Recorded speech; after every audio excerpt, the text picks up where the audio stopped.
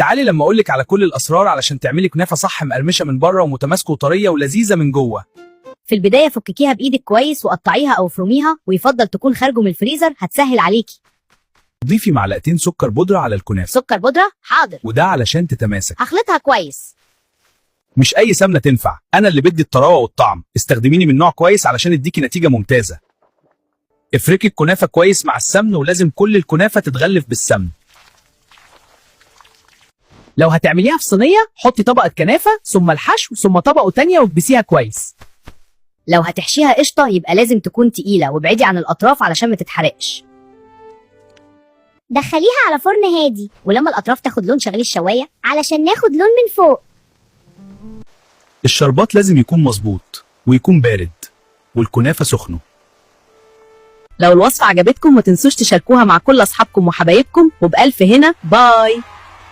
لو عجبتكم حكاية النهاردة ما تنسوش اللايك والاشتراك في عيلة فراولة. استنوني بكرة. سلام.